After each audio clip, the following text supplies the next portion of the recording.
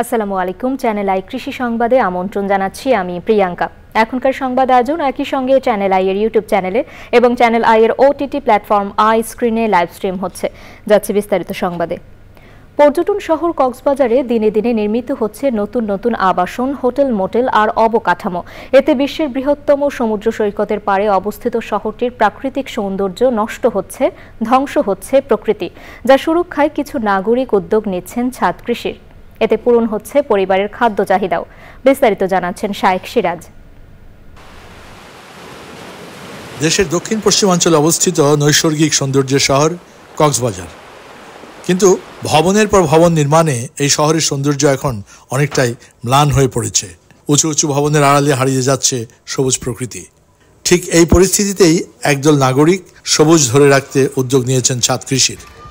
উত্তর রুমালিয়াছড়ার তরুণ রাসেল উদ্দিন তেমনি একজন। কক্সবাজার কলেজ থেকে অনার্স করছি, তারপর মাস্টার্স করছি, MBA করছি ইন্টারন্যাশনাল ইউনিভার্সিটি থেকে। আচ্ছা আচ্ছা। এটার পর আমি কখনো চাকরির জন্য অ্যাপ্লাই করি নাই। আমি ইউটিউবে তারপরে সোশ্যাল মিডিয়ায় আপনার দেখার পরে আমি নিজে নিজে চিন্তা করতাম, নিজে নিজে কিছু একটা করা যায়। ছাত্র হওয়ার পর আমি চিন্তা করলাম, এটা দেখে আস্তে আস্তে আমি শুরু করে দিলাম। এখানে উৎপাদিত সবজি আর প্রাণীজ আমিষ দিয়ে তিনি পরিবারের চাহিদা পূরণেও চেষ্টা করছেন। প্রোটিন, ভিটামিন বলেন, এটা চাহিদা করার জন্য আমি চিন্তা করলাম সেকশন করে টার্কি আছে, দেশি মুরগি, হাঁস, কবুতর, এগুলোতে আমার আর বাজার থেকে কিনতে হয় না। এই তরুণ উদ্যোক্তা নিরাপদ খাদ্য উৎপাদনের পাশাপাশি ভাবছেন নগরের পরিবেশের কথাও। যাদের ছাদ আছে, গাছপালা নিধন হয়ে গেছে, তো ওদের চিন্তা করা উচিত ছাদে সবুজায়ন করে নিজের চাহিদাও মেটানোর জন্য, এবং সবাই যাতে ছাদ বাগানে ইনভলভ হয়, সবাই ছাদ বাগান সবুজায়ন করে। ছাদ কৃষি এখন অত্যন্ত প্রয়োজনীয় একটি অনুশীলন। একটি দেখে আরেকটি সম্প্রসারিত হচ্ছে। এটি শুধুই মাত্র যে মনের তৃপ্তি তা নয়, একেবারে সতেজ শাকসবজি খাওয়া এবং শারীরিকভাবে সুস্থ থাকার জন্য ছাদ কৃষি এখন অনেকেই বেছে নিয়েছেন। যেমনটি রাসেল, তরুণ এক উদ্যোক্তা, তিনি করেছেন। তারটি দেখে আশেপাশে ছড়াচ্ছে ছাদ কৃষি। শুধু জেলা শহর নয়, প্রত্যন্ত গ্রাম পর্যন্ত ছাদ কৃষি এখন ছড়িয়ে যাচ্ছে। উদ্যোক্তাদের বক্তব্য, এই দিকে সরকারের একটু সহযোগিতা হাত বাড়ানো খুবই প্রয়োজন। কক্সবাজার জেলা সদরের উত্তর রুমালিয়াছড়া থেকে শায়েখ সিরাজ, চ্যানেল আই। এ নিয়ে বিস্তারিত প্রতিবেদন দেখবেন আগামীকাল বেলা ৩টা ৫ হৃদয়ে মাটি ও মানুষের ডাক অনুষ্ঠানে। কৃষির আধুনিকায়নে রংপুরের 2টি গ্রামকে ফার্মিং স্মার্ট মডেল ভিলেজ হিসেবে গড়ে তুলতে কাজ চলছে। কৃষি উপকরণ সরবরাহ করে সেগুলোর ব্যবহার ও বাজারজাতকরণ পর্যন্ত কার্যক্রমে ওই গ্রামের তরুণ প্রজন্মকে প্রশিক্ষণ দেওয়া হচ্ছে। এতে কর্মসংস্থান সৃষ্টির পাশাপাশি কৃষির আধুনিকতার নানা পরামর্শ পাচ্ছেন কৃষক। এ কাজে অর্থ সহায়তা দিচ্ছে স্ট্যান্ডার্ড চার্টার্ড ব্যাংক। রাসেল জামাদারের ভিডিও চিত্রে শাকের আদনানের রিপোর্ট। রংপুরের পীরগাছার পারুল ইউনিয়নের নাগদা ও সদরের ধানতলা গ্রাম দুটিকে আধুনিক কৃষি গ্রাম হিসেবে গড়ে তুলতে এরই মধ্যে ট্রাক্টর, সোলার পাম্প, সংরক্ষণাগার ও নার্সারি সহ বিভিন্ন ধরনের কৃষি উপকরণ সরবরাহ করে চাষাবাদ চলছে। আমরা যে ট্রাক্টরটা পাইছি, সৌরবিদ্যুৎ পাচ্ছি, এখান থেকে পানি যাচ্ছে সেচ চাষে। ভ্যান গাড়ি দিছে সবজি বাজারজাত করানোর জন্য। স্ট্যান্ডার্ড চার্টার্ড ব্যাংকের অর্থ সহায়তায় ওই প্রকল্প বাস্তবায়ন করছে সাস্টেইনেবল এগ্রিকালচার ফাউন্ডেশন, SAF।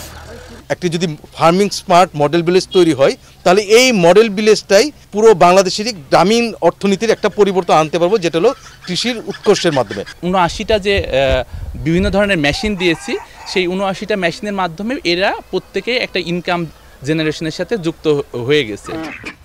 সামাজিক দায়বদ্ধতা থেকে এ ধরনের কার্যক্রম চলছে বলছেন ব্যাংক কর্মকর্তারা। মডেল ভিলেজের আওতায় আসলে উন্নত জাতের বীজ ব্যবহার করে ভালো ফলন কি করে আসে, ফার্টিলাইজার, ভার্মি কম্পোস্ট, সব বিষয়ে আমরা তাদেরকে সাহায্য করছি।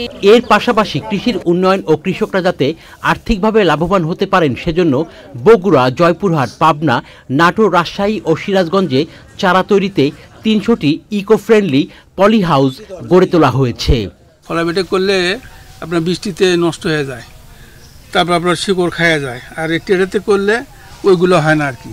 স্ট্যান্ডার্ড চার্টার্ড ব্যাংকের অর্থায়নে ওই প্রকল্প বাস্তবায়ন করছে বেসরকারি উন্নয়ন সংস্থা ঠ্যাঙ্গামারা মহিলা সবুজ সংঘ, TMSS।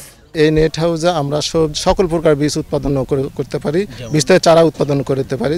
সামনের দিনগুলোতে দেশের উন্নয়নে কাজ করতে চায় Standard Chartered Bank. Shakir Adnan, Channel I, Bogura. পিরোজপুরে মালটার বাম্পার ফলন হলেও ন্যায্য দাম পাচ্ছেন না কৃষক। হিমাগারে সংরক্ষণের কোনো ব্যবস্থা না থাকায় চাষিরা গাছ থেকে মালটা বিক্রি করতে বাধ্য হচ্ছেন পাইকারদের কাছে। পাইকার লাভবান হলেও ন্যায্য মূল্য থেকে বঞ্চিত হচ্ছেন কৃষক। পিরোজপুর প্রতিনিধি ফসিউল ইসলাম বাচ্চুর তথ্য ও ভিডিও চিত্রে রাজীব আহমেদের রিপোর্ট। পিরোজপুরে মালটার ব্যাপক উৎপাদনের কারণে ব্র্যান্ডিং ফলের জায়গা দখল করে আছে। 6 বছর আগে মালটার ব্র্যান্ডিং ফল হিসেবে ঘোষণার পর থেকে জেলায় গড়ে ওঠে শত শত মালটার বাগান। কিন্তু চলতি বছরে ব্যাপক ফলন হলেও ন্যায্য মূল্য পাচ্ছেন না কৃষক। মালটা চাষ এতই বৃদ্ধি পেয়েছে যে জেলা প্রশাসকের মাধ্যমে এটাকে পিরোজপুরের ব্র্যান্ডিং ফল হিসেবে ঘোষণা করা হয়েছে। এবছর আমরা 1,10,000 টাকায় বিক্রি করছি। 1 একর বাগানে প্রায় 1 লাখ টাকার মতো খরচা আছে এই বাগানটা ফল আসা পর্যন্ত। সংরক্ষণের ব্যবস্থা না থাকায় নামমাত্র মূল্যে বিক্রি করতে হচ্ছে চাষিদের। খরচ বাড়ছে, সব সার ওষুধের দাম বেড়ে গেছে, কিন্তু সেই তুলনায় মালটার দাম বাড়ে নাই। কারণ আমি এই ফলগুলো কিনে বিক্রি করি নানান জায়গায়, যেখানে চাহিদা থাকে, যেমন খুলনা, বরিশাল, পিরোজপুর, নাজিরপুর, বিভিন্ন জায়গা দিয়ে কেনার পরে মালটা বিভিন্ন জায়গায় পাঠাই, খুলনা পাঠাই, বরিশাল পাঠাই, ঢাকা পাঠাই। মালটাটা খুব সুস্বাদু, বিষমুক্ত। কৃষি সম্প্রসারণ অধিদপ্তর বলছে এবছর 375 হেক্টর জমিতে 4600 মেট্রিক টন মালটা উৎপাদন করতে সক্ষম হয়েছেন কৃষক। ওরা যদি একটি বিশেষায়িত হিমাগার করতে পারি তাহলে কিন্তু এই মালটা সহ পিরোজপুরের আমড়া, পিরোজপুরের বিখ্যাত পেয়ারা, পিরোজপুরের সুপারি আমরা 3-4 মাস এই বিশেষায়িত হিমাগারে রাখলে আমাদের ভোক্তারা কিন্তু বাড়তি সময়ে পুষ্টিটা পাবে। মালটা সংরক্ষণের জন্য একটি হিমাগারের প্রয়োজন বলে মনে করছেন সংশ্লিষ্টরা। Rajib Ahmed, Channel I. ভোলায় 3 দিনব্যাপী কৃষি খাত সংশ্লিষ্ট খামারিদের উদ্যোক্তা উন্নয়ন বিষয়ক প্রশিক্ষণ শুরু হয়েছে। উদ্বোধন করেন ভোলা কৃষি সম্প্রসারণ অধিদপ্তরের উপপরিচালক মোহাম্মদ হাসান ওয়ারিসুল কবির। অনুষ্ঠানে সভাপতিত্ব করেন গ্রামীণ জন উন্নয়ন সংস্থার পরিচালক অ্যাডভোকেট বিথি ইসলাম। অনুষ্ঠানে বক্তৃতা করেন পল্লী কর্ম সহায়ক ফাউন্ডেশনের সহকারী প্রোগ্রাম সমন্বয়কারী হুমায়রা ফেরদৌস ও জিজেইউএস এর পরিচালক মোহাম্মদ মোস্তফা কামাল। প্রশিক্ষণে গ্রামীণ জন উন্নয়ন সংস্থা, কোডেক, পরিবার উন্নয়ন সংস্থা এবং ওয়েভ ফাউন্ডেশনের মোট 50 জন খামারি অংশগ্রহণ করেন। চ্যানেল আই কৃষি সংবাদের আজকের আয়োজন এ পর্যন্তই। পরবর্তী সংবাদ আয়োজনে আমন্ত্রণ জানিয়ে শেষ করছি। ধন্যবাদ সবাইকে।